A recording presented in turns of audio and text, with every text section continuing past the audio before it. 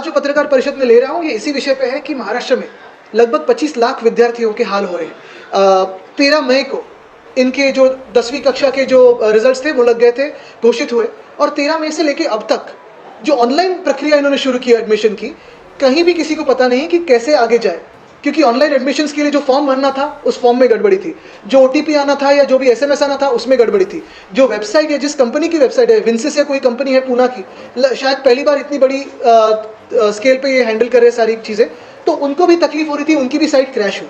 तो पहला सवाल यही है कि 25 लाख विद्यार्थियों का भवितव्य, उनका भविष्य, उनकी ऑनलाइन एडमिशन प्रोसेस सिर्फ एक ही कंपनी के हाथों क्यों दी गई? दूसरी बात, कोई एक्सपेरिमेंट ना करते हुए, कोई ड्राई रन ना करते हुए आप क्या ये सारे 25 लाख विद्यार्थियों का भविष्य एक ही कंपनी के हाथों देने वाले हैं? तीसरी बात, आज तारीख है 28 जून, 20 जून को जो रिजल्ट आने वाला था आज भी नहीं आया है, तो इनकी ऑनलाइन एडमिशन की प्रोसेस या पहली लिस्ट कब तक जारी होगी?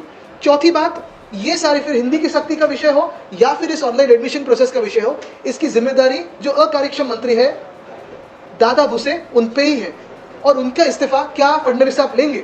क्योंकि इस सारे प्रॉब्लम में रिपोर्ट कार्ड में जो फेल आ रहा है वो फडणवीस साहब का आ रहा है। हम इसमें कोई राजनीति नहीं देख रहे।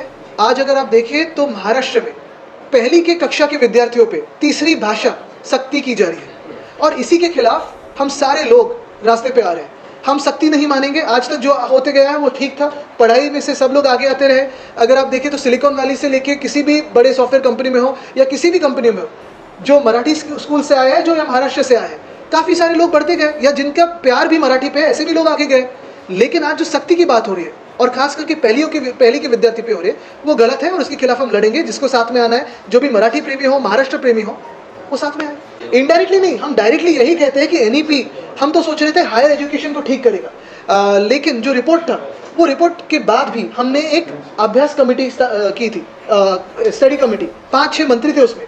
लेकिन सबसे बड़ी बात ये थी कि उसके बाद 2 मुख्यमंत्री बदले हुए, एक गद्दार मुख्यमंत्री बने और अभी फडणवीस साहब बने हैं। GR हिंदी की सख्ती का किसने लाया?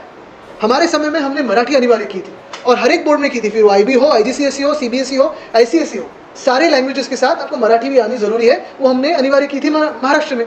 लेकिन भाजपा की सरकार है जो तीसरी भाषा हिंदी को लेके विद्यार्थियों, पहली के विद्यार्थियों पे लादना चाहती है, सख्ती करना चाहती है।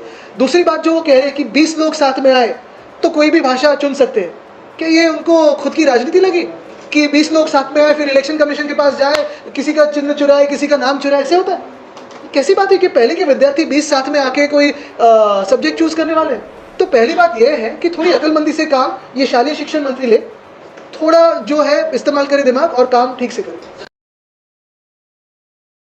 हमारे न्यूज चैनल्स को सब्सक्राइब करें, लाइक करें, कमेंट्स करें, शेयर करें और घंटी का बटन प्रेस करें, ताकि आने वाली हर वीडियो और अपडेट्स की नोटिफिकेशन आप सभी को मिलती रहे। जय हिंद, जय महाराष्ट्र।